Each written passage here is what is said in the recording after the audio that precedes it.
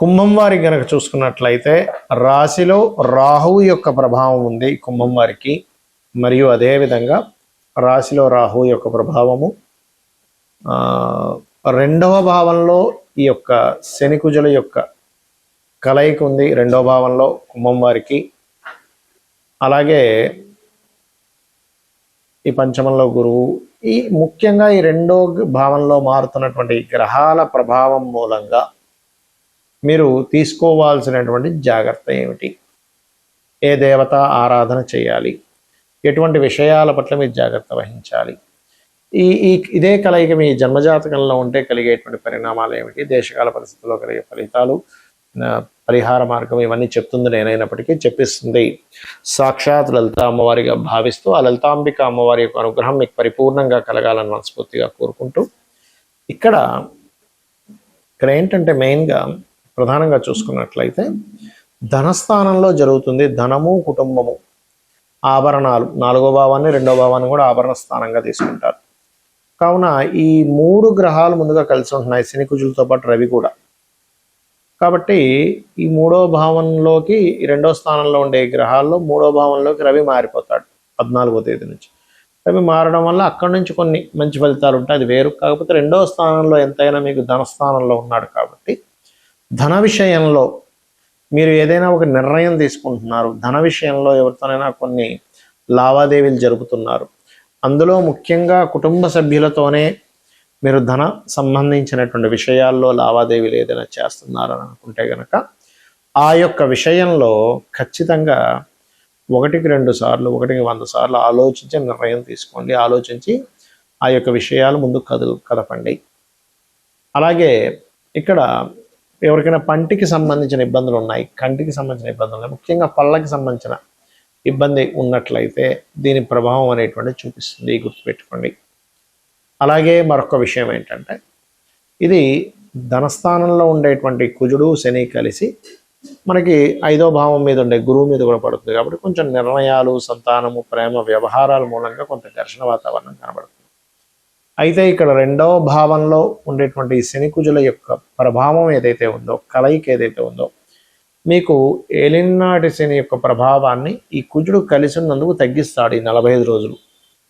కాబట్టి గతంలో మీరు కొంతమందికి చూడండి, ధనం ఇచ్చి అడగలేకపోతున్నాము, గట్టిగా అడగలేకపోతున్నాము అనుకునేటువంటి విషయంలో కాస్త ఘర్షణ చేసైనా సరే ఎలాగోలాగా తీసుకుందాం అనుకుంటూ ఉంటారు. అయితే మీరు ఈ కలయిక 2లో ఉన్నప్పుడు మీ పర్సనల్ చార్ట్లో ఉన్న ఇక్కడ గోచారంలో వచ్చినప్పుడైనా ఒకటే గుర్తుపెట్టుకోండి, ఒక మంత్రం ఉంటుంది, లలితా సహస్రనామాల్లో ఒక నామం ఉంటుంది, ఓం నవవిద్రమ బింబశ్రీ న్యక్కారి రతన చదాయై నమః.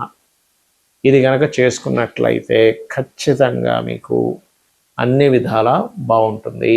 మరి ఈ యొక్క కుజుడు శని రవి ఈ 3 గ్రహాలు 14వ తేదీ వరకు కలిసి ఉంటాయి, ఏప్రిల్ 1వ తేదీ నుంచి దాదాపుగా ఏప్రిల్ 2 నుంచి. మరి ఈ రవి 14వ తేదీకి మారిపోయిన తర్వాత ఈ 2 గ్రహాలు అయితే కలిసి ఉంటాయి 45 రోజుల పాటు దాదాపుగా, అంటే మే 15, 16వ తేదీ వరకు కూడా. దీని వలన దేశకాల పరిస్థితుల్లో జరిగేటువంటి మార్పులు ఏమిటి? ఈ సంవత్సరం అధిపతి మనకి రాజు గురువు అయితే మంత్రి కుజుడయ్యాడు. ఈ కుజుడు ఎప్పుడైనా సరే ఇలా జలరాశుల్లోకి ఎంటర్ అయినప్పుడు, అగ్ని భూ వాయు జలరాశుల్లోకి ఒక్కొక్క గ్రహము ఎంటర్ అవుతున్నప్పుడు దీని యొక్క తీవ్రతని, అంటే మనకి ఇన్ని రోజులు చూసినటువంటి వార్ స్ట్రాటజీ ఒక రకంగా ఉంటుంది, ఈ కుజుడు మారినప్పటి నుంచి ఇంకొంచెం వేరే రకంగా ఉంటుంది, అంటే ఇంకొంచెం దాని తీవ్రత పెరగనుంది అనేటువంటిది చూపిస్తుంది. కాబట్టి ఏంటంటే మనకి మీరు గమనించండి, ఇజ్రాయెల్ దేశానికి సంబంధించిన విషయంలో కొంచెం తీవ్రమైనటువంటి యుద్ధ వాతావరణం వల్ల అక్కడ ఉండేటువంటి ప్రజలకు ఎక్కువ ఇబ్బంది ఉంటుంది. దీనికి కారణం ఏమిటి అంటే మనకి ప్రకృతిలో కొన్ని సంకేతాలు జరుగుతూ ఉంటాయి. ఆ యొక్క ఇజ్రాయెల్ దేశంలో మీరు నిన్న మొన్న చూసుకున్నట్లయితే కాకుల యొక్క సంచారం అధికంగా జరిగింది, విపరీతమైన కాకుల సంచారము. ఇజ్రాయెల్ జెండాని కాకులు పట్టి లాగుతున్నట్టుగా ఒకటేసారి కాకులు దాడిలాగా, ఇవన్నీ ఏంటంటే మనకి రామాయణ మహాభారతాల్లో కూడా కాకులు కానీ గ్రద్దలు కానీ ఇలా సంచరిస్తున్నప్పుడు దీని యొక్క ప్రభావం ఎక్కువగా ఉంటుంది. మీరు దీని అందుకనే ఇక్కడ చెప్పేది ఏంటంటే ఈ ముండే ఆస్ట్రాలజీ పరంగా ఇలా తీవ్రంగా ఉంటున్నాయి అన్నప్పుడు సామాన్య ప్రజలు మరింత జాగ్రత్తగా ఉండాలి. రకరకాల యుద్ధాలు జరిగేటువంటి దేశాల్లో ఉండేటువంటి వారు. దీనివల్ల మనకి కొంచెం మన ఇండియాకు కూడా కాస్త పక్క దేశాలతో కొంచెం అనవసరమైన పోర్లు ఇవన్నీ కూడా ఇస్తూ ఉంటుంది ఈ యుద్ధం. ఎందుకంటే ఇది ఖచ్చితంగా 3వ ప్రపంచ యుద్ధానికి దారితీస్తుంది, అందులో ఎటువంటి సందేహం లేదు. నేను చాలా కాలంగా చెప్తూ వస్తున్నాను. మరి ఎవరి పర్సనల్ చార్ట్లో అయినా ఇలాగా కుజుడు శని కలిసి ఉంటే ఏమిటి? ఇక్కడ ఏంటంటే ఈ 2 గ్రహాలు ఒక రకంగా చెప్పాలంటే శక్తిని ఇచ్చేటువంటి గ్రహాలుగా కూడా చెప్తారు. ఎనర్జీ అంటే వాళ్ళు ఏదో ఏమీ చేతగానట్టుగా లేకపోతే చాలా స్లోగా ఉండడం ఇలా ఉండరు. వాళ్ళు చాలా చాలా ఉత్సాహంగా, చాలా హైపర్ అంటారు చూసారా, చాలా కోప స్వభావంగాను ఈ తత్వాన్ని ఇస్తుంది. అలా అని వీళ్ళు కోపం ఉంటుందేమో కానీ ధర్మంగా ఉండే వ్యక్తులు చెప్పాలంటే శని కుజులు కలిసి ఉంటాయి. అంటే ఏదన్నా సరే మొహం మీద చెప్పేసేయడం, మనసులో ఏది పెట్టుకోకపోవడం. ఏదన్నా సరే ఇప్పుడు మనం చూడండి, ఎవరికైనా ఇప్పుడు ఇన్ సెన్స్ కొంతమంది అందరూ ఉంటారని కాదు, మనసులో ఒకటి ఉంటుంది కానీ బయట వ్యక్తపరిచే విషయంకి వచ్చేసరికి వ్యక్తపరచడము, ఈ మాట అంటే ఏమవుతుందో, ఈ మాట అనడం వల్ల రిలేషన్స్ పాడైపోతాయేమో, ఈ మాట అనడం వల్ల నాకు రావాల్సిన లాభం రాదేమో, అవతల వాళ్ళు మనల్ని ఏమైనా ఇంకో రకంగా యాక్షన్ తీసుకుంటారేమో, ఇలాంటివన్నీ ఉంటాయి మనకి. కానీ శని కుజులు కానీ కుజరాహులు కానీ కలిసి ఉన్న వాళ్ళకి ఏంటంటే ఆ ఫిల్టర్ అనేటువంటిది ఉండదు. ఏమవుతుంది, సరే చూసుకుందాంలే, ఏదైనా గొడవైనా చూసుకుందాంలే, అవతల వాళ్ళు ఏదైనా అనుకుంటారు, సరే అనుకున్నారు నాకేంటి, లేకపోతే దీనివల్ల ఇలాంటి పరిణామాలు వస్తాయేమో అన్నప్పుడు సరే ఎలాంటి పరిణామాలు వచ్చినా చూసుకుందాం. అంటే ఏమిటంటే ఈ కర్మకారకుడు శని గనక కుజుడితో కలిసి ఉన్నప్పుడు ఇలాంటివి ఇస్తున్నాయి. మరి ఇలాంటివి ఎంతవరకు కరెక్టు ఇది ఉండడం అనేటువంటిది అంటే కొన్ని విషయాల్లో నిజంగా కరెక్టే. ధైర్యంగా ఒక విషయాన్ని మనం మాట్లాడాలంటే చాలా మంచిది మీ జన్మజాతకంలో కనుక కుజరాహులు కలిసి ఉంటాయి. కానీ కొన్ని విషయాల్లో మనం ఆవేశంగా మనం కొన్ని నిర్ణయాలు తీసుకున్నప్పుడు అవతల వాళ్ళు దాన్ని సాకుగా చూపిస్తూ మీకు ఆవేశం ఎక్కువ, మీకు కోపం ఎక్కువ, మీరు ఇలా ప్రవర్తించారు అలా ప్రవర్తించారు, మనకి ఇచ్చిన అవకాశాలను పోగొట్టుకునే ఛాన్స్ ఉంటుంది.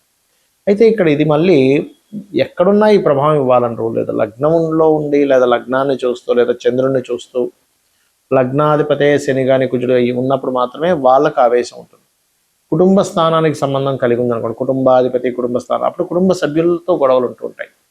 3లో ఉంటే పరాక్రమం ఎక్కువగా ఉంటుంది, అన్నదమ్ములతో గొడవలు ఉంటాయి. 4వ స్థానం అనేటువంటిది కనుక ఈ శని కుజుడు కలిసి ఉంటే మీరు ఏదైనా ఒక ప్రాపర్టీ తీసుకునేటప్పుడు ఆ యొక్క విషయాల్లో ఎటువంటి ఫలితాలు ఉంటాయనేటువంటిది, కొంచెం గొడవలు జరుగుతాయనేటువంటి చెప్తూ ఉంటుంది. అంటే కొంచెం వివాదాస్పదమైనటువంటి భూములు తీసుకోవడం లాంటివి జరుగుతూ ఉంటాయి. పంచమంలో కనుకుంటే కాస్త సంతానం అటువంటి ధోరణి కలిగి ఉంటుంది. 6వ స్థానంలో కలిగి ఉంటే కనుక కాస్త శత్రువుపై జయం ఉంటుంది. కాకపోతే నిత్యము ఎవరితో ఏదో ఒక దాంతో గొడవలు ఉంటూ ఉంటాయి. 7వ స్థాన సంబంధం ఉంటే జీవిత భాగస్వామి యొక్క స్వభావం అలా ఉండొచ్చు. బట్ ఆ సప్తమాధిపతి మళ్ళీ శుభగ్రహాలతో ఉంటే స్టార్టింగ్ అంటే మొదట్లో అలా ఉన్నా తర్వాత వాళ్ళ యొక్క స్థితిగతులు అవి మారుతూ ఉంటాయి. ఇక అష్టమంలో కనుక ఉన్నట్లయితే ఆకస్మికంగా కొన్ని మార్పులు రావడం, సడన్ చేంజెస్ ఇటువంటివన్నీ ఇస్తుంది. ఇక భాగ్యస్థానంలో ఉంటే తండ్రి మీద దీని ప్రభావం, తండ్రికి కాస్త బీపీ లెవెల్స్ పెరగడం ఇట్లాంటివన్నీ ఇస్తూ ఉంటుంది. 10వ స్థానంలో కనుక ఎవరికైనా సరే శని కుజులు కనుక ఉన్నట్లయితే వీళ్ళ వృత్తి మీద వీళ్ళు చేస్తున్నటువంటి ఉద్యోగము వ్యాపార సంస్థల్లో అయితే లాభస్థానంలో ఉంటే వ్యాపారం మీద పడుతుంది. 10వ స్థానంలో ఉంటే వీళ్ళు చేసే వృత్తి ఏదైతే ఉంటుందో దాని మీద దీని ప్రభావం ఉంటుంది.